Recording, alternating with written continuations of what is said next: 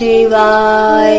जय श्री राम, जय श्री हनुमान। आइए श्री राम कथा में प्रवेश करते हैं। काकभूषणी महाराज कहते हैं कि आज भरत कुमार अपनी माता का कक्ष त्याग कर और माता कौशल्या के कक्ष में प्रवेश करते हैं। माता कौशल्या भरत कुमार को देखकर बहुत रोती हैं, बहुत दुखी होती हैं और वह भरत जी से कहती हैं, भरत तुम आ गए पुत्र, मैं तुम्हारी ही राह देख रही थी, मुझे राम के पास पहुंचा दो।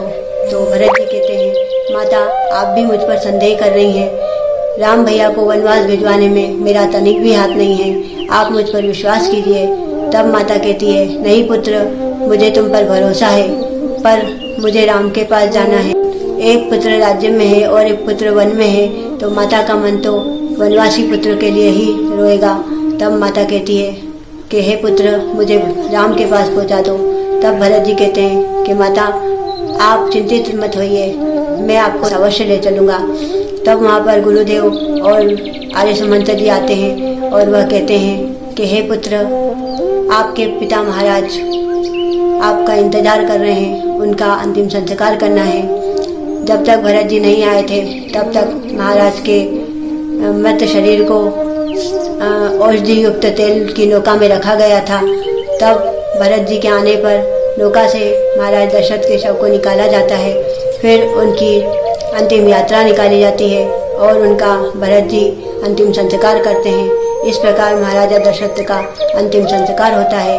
तब अंतिम संस्कार होने के बाद एक सभा लगती है। भरत जी कहते हैं कि आज यह सभा मैंने आप सब लोगों को यह बताने के लिए लगाई है कि यह राज्य राम भैया का है, मैं इस राज्य को कभी भी स्वीकार नहीं करूँगा। तब सारे लोग भरतलाल जी की जय जयकार करते हैं और कहते हैं कि भरत जी आपके जैसा धर्मात्मा भाई हमने कभी नहीं देखा। तब गुरुदेव भी उनकी प्रशंसा करते हैं और भरत जी कहते हैं कि यह राज्य श्री राम भैया का है और आप सबने ही एक मत से राम भैया के लिए कहा था कि राम भैया ही इस राज्य के महाराज बनेंगे, तो फिर आप अब मुझे कैसे कह रहे हैं कि मैं इस राज्य को स्वीकार करूं। तो सबके भरत भैया से कहते हैं कि हे भरत कुमार, हमने आपको बहुत गलत समझा, आप हमें क्षमा कर दीजिए।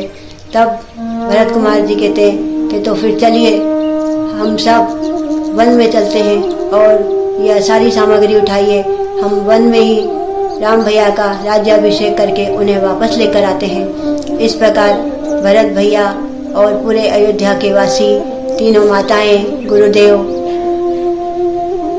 अयोध्या से प्रस्थान करते हैं और श्रृंगवेरपुर तक पहुंच जाते हैं। श्रृंगवेरपुर में